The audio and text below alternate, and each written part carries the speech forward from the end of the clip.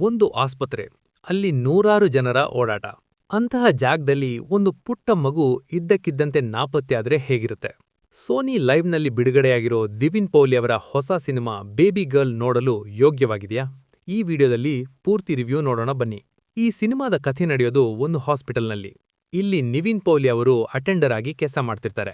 ಕತೆ ಶುರುವಾದ ಕೆಲವೇ ನಿಮಿಷಗಳಲ್ಲಿ ಅಲ್ಲಿನ ಒಂದು ಮಗು ನಾಪತ್ತೆಯಾಗುತ್ತೆ.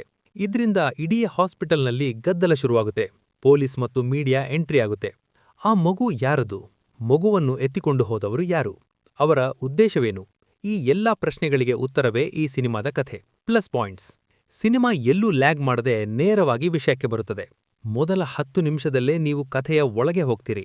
ಮಗುವನ್ನು ಕದ್ದವರು ಯಾರು ಅನ್ನೋದನ್ನ ಬಹಳ ಬೇಗ ರಿವೀಲ್ ಮಾಡೋದ್ರಿಂದ ಮುಂದೇನಾಗ್ಬೋದು ಅನ್ನೋ ಕುತೂಹಲ ಹೆಚ್ಚಾಗುತ್ತೆ. ಸಿನಿಮಾದ ಕೊನೆಯ 20 ನಿಮಿಷಗಳು ತುಂಬಾ ಚೆನ್ನಾಗಿ ಮೂಡಿಬಂದಿವೆ. ಅಲ್ಲಿ ಬರುವ ಟ್ವಿಸ್ಟ್ಗಳು ಮತ್ತು ಎಮೋಷನಲ್ ದೃಶ್ಯಗಳು ನಮಗೆ ಕನೆಕ್ಟ್ ಆಗ್ತವೆ. ಮೈನಸ್ ಪಾಯಿಂಟ್ಸ್: ಸಿನಿಮಾದ ಮಧ್ಯದಲ್ಲಿ ಕಥೆ ಸ್ವಲ್ಪ ದಿಕ್ಕು ತಪ್ಪಿದಂತೆ ಅನ್ಸುತ್ತೆ. ಬೇಡದ ದೃಶ್ಯಗಳಿಂದ ಸಿನಿಮಾ ಎಳೆದಂತಿದೆ. ಕೆಲವು ಸೀನ್ಗಳು ಹೇಗಿರುತ್ತವೆ ಅಂತ ನಾವು ಮೊದಲೇ ಗೆಸ್ ಮಾಡಬಹುದು. ಹಾಗಾಗಿ ಕೆಲವು ಕಡೆ ನಮಗೆ ಅಷ್ಟಾಗಿ ಕಿಕ್ ಕೊಡಲ್ಲ. ಬೇಬಿ ಗರ್ಲ್ ಒಂದು ಡೀಸೆಂಟ್ ಕ್ರೈಮ್ ಥ್ರಿಲ್ಲರ್. ಇದರಲ್ಲಿ ಯಾವುದೇ ಅಶ್ಲೀಲ ದೃಶ್ಯಗಳಿಲ್ಲ. ಹಾಗಾಗಿ ಫ್ಯಾಮಿಲಿ ಜೊತೆ ಆರಾಮವಾಗಿ ಕುಳಿತು ನೋಡಬಹುದು.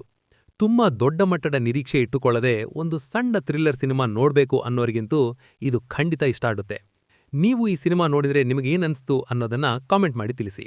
ವಿಡಿಯೋ ಇಷ್ಟವಾದರೆ ಲೈಕ್ ಮಾಡಿ, ಶೇರ್ ಮಾಡಿ ಮತ್ತು ಇಂತಹದ್ದೇ ಹೆಚ್ಚಿನ ವಿಡಿಯೋಗಳಿಗಾಗಿ ನಮ್ಮ ಚಾನೆಲ್ ಸಬ್ಸ್ಕ್ರೈಬ್ ಮಾಡಿ. ಧನ್ಯವಾದಗಳು.